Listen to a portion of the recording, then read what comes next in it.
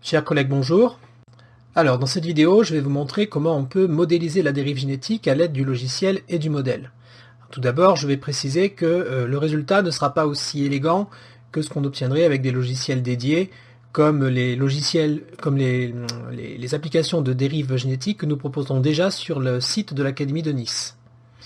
Ici, l'idée, c'est plutôt que ce soit les élèves qui créent le modèle en autonomie, que ce soit les élèves qui définissent les agents de ce modèle et les règles de ce modèle. Alors, ce que vous avez à l'écran, c'est le résultat que l'on souhaite obtenir, c'est-à-dire des individus qui sont matérialisés par différentes couleurs, des individus rouges, bleus et violets. On partira donc d'un exemple hypothétique où la couleur de l'individu est déterminée par deux allèles codominants R et B, RR donnant rouge, BB donnant bleu et RB donnant violet.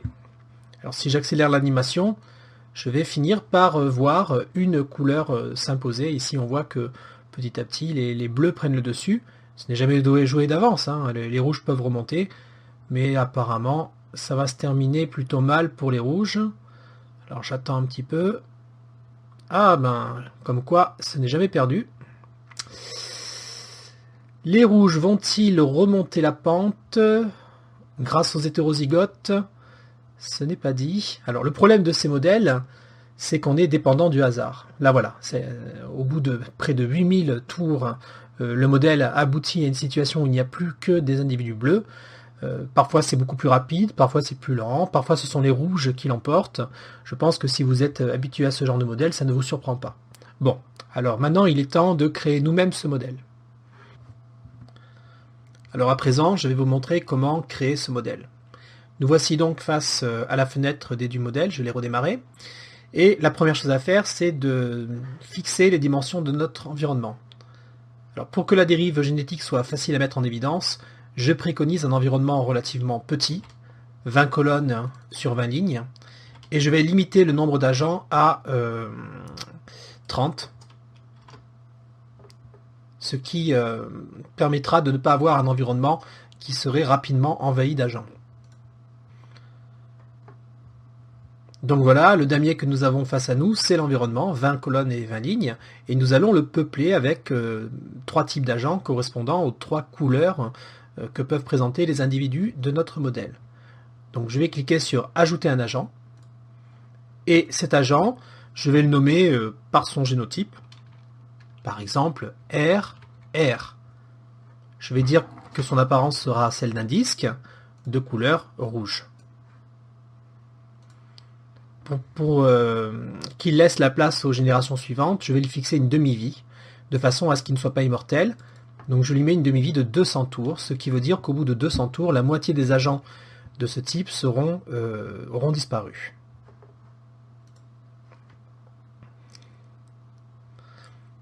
Je vais à présent ajouter le deuxième type d'agent. Je clique sur Ajouter un agent. Nom de l'agent BB. Apparence toujours un disque. Et couleur, bleu comme on me le propose. Je vais prendre un bleu plus clair. Demi-vie 200, très bien, et 10 agents en démarrage, je laisse ce qu'il me propose par défaut. Et enfin, le troisième type d'agent, RB, matérialisé par un disque, de couleur violette. Et voilà mes trois agents à l'écran. Si je lance le modèle, à ce stade, ce que je recommande, je pense qu'il est encourageant pour les élèves de régulièrement lancer le modèle pour avoir un retour visuel et voir que les choses se passent plutôt bien pour eux. Donc si les élèves lancent le modèle à ce stade, voilà ce qu'ils obtiennent. Des agents qui bougent dans toutes les directions et dont le nombre diminue sans être compensé par la reproduction. Au bout d'un certain temps, il n'en restera aucun. Tous auront disparu du fait de leur demi-vie. Et voilà.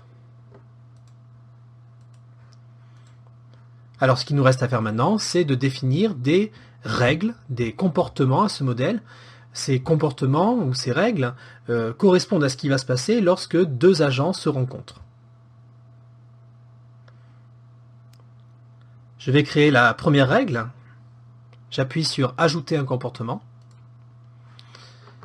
Et je vais appeler ce comportement grand R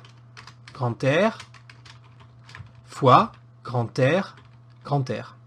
Ce comportement correspond à ce qui va se passer quand deux individus grand R se rencontrent.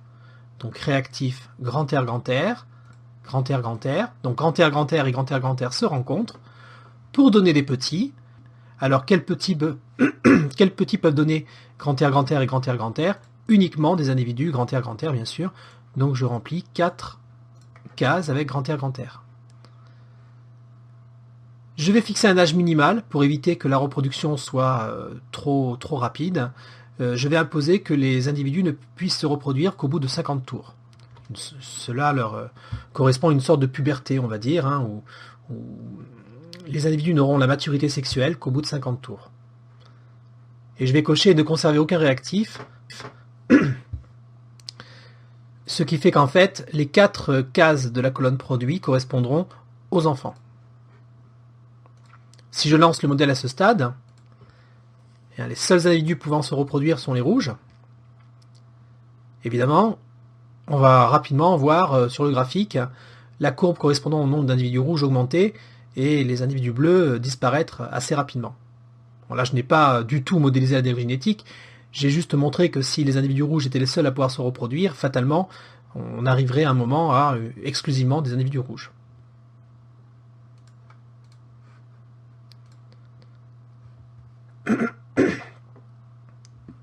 Alors, je vais rajouter une nouvelle règle. Que se passe-t-il maintenant lorsque les individus bleus se reproduisent entre eux? Grand B fois grand B, grand B. Donc réactif, bien sûr, grand B et grand B, grand B.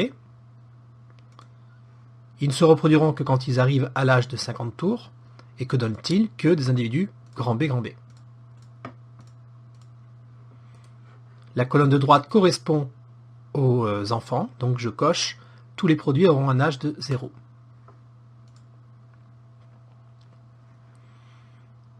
Bon, si je lance le modèle à ce stade, on voit que les individus bleus vont pouvoir se reproduire. Et on arrive fatalement à un moment où il n'y a plus que des homozygotes, c'est-à-dire des grand R et des grand B, grand B. À ce stade, le modèle serait intéressant, puisque fatalement, on commence à voir la dérive génétique se manifester, puisqu'à un moment ou à un autre, il ne restera plus que des individus rouges ou des individus bleus.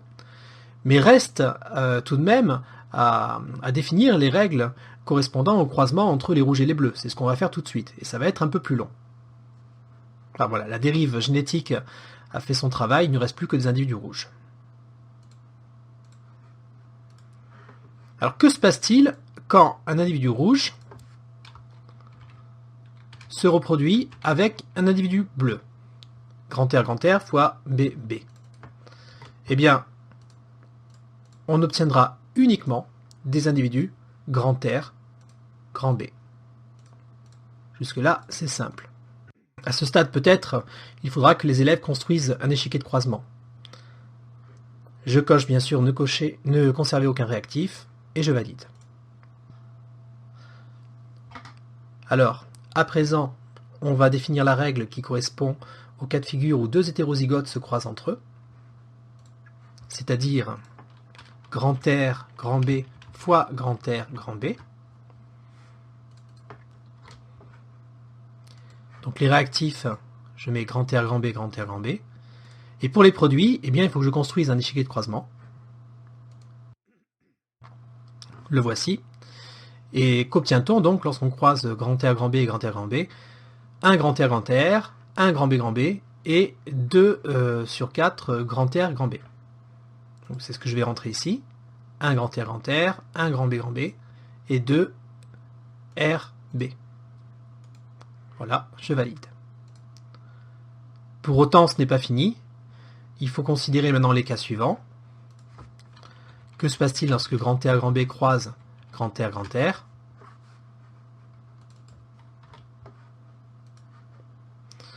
Donc, grand R, grand B fois grand R, grand R. On obtiendra du grand R, grand R, du grand R, grand B, du grand R, grand R et du grand R, grand B. Bien sûr, les élèves seront fortement incités à construire un échiquier de croisement pour ces cas-là. Dernier cas, hétérozygote fois homozygote, grand B, grand B.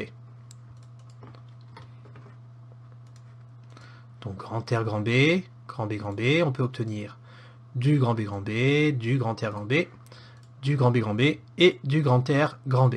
Voilà. Tous mes cas de figure sont définis. Je peux maintenant tester mon modèle. Je croise les doigts pour ne pas avoir fait d'erreur. Je règle la vitesse au maximum pour voir le plus rapidement possible l'évolution du modèle. Alors comme on peut le voir sur le graphique, les courbes sont absolument chaotiques. Il est très difficile de prévoir, c'est pas qu'il est difficile, c'est qu'il est impossible de prévoir quel génotype va se maintenir, va être fixé. C'est le principe de la dérive génétique. Donc de ne pas chercher d'oscillation ou de phénomènes semi-périodiques. Il n'y en a pas, hein, c'est une courbe parfaitement aléatoire. Et voilà, nous avons terminé sur une victoire entre guillemets des rouges. Je pourrais très bien relancer le modèle et espérer une victoire des bleus. Une victoire, c'est peut-être un mot un peu dur. Disons, on peut espérer une fixation de l'allèle grand B. Donc là, les bleus sont bien partis. Enfin, il n'est jamais acquis de toute façon. Tant qu'il reste un rouge, il y a de l'espoir pour eux. Alors, que va-t-il se passer? Et ils s'accrochent, les rouges. C'est toujours amusant de voir la réaction des élèves lorsqu'ils construisent ce genre de modèle. Ils sont là à encourager telle ou telle couleur comme s'il s'agissait d'une équipe de rugby. Ça fait partie du charme aussi de ce genre de TP. Bon, les rouges refusent de disparaître, on va peut-être pas attendre jusqu'à la fin. Je pense que de toute façon vous avez compris le principe. Ah, voilà, il n'y reste plus que des bleus. Bon, je viens de démontrer que le modèle pouvait aboutir à la fixation d'un allèle ou de l'autre de manière purement aléatoire. Je vous remercie de votre attention et n'hésitez pas à me faire remonter vos expérimentations et vos remarques à l'adresse suivante philippe.cosentino@ac-nice.fr.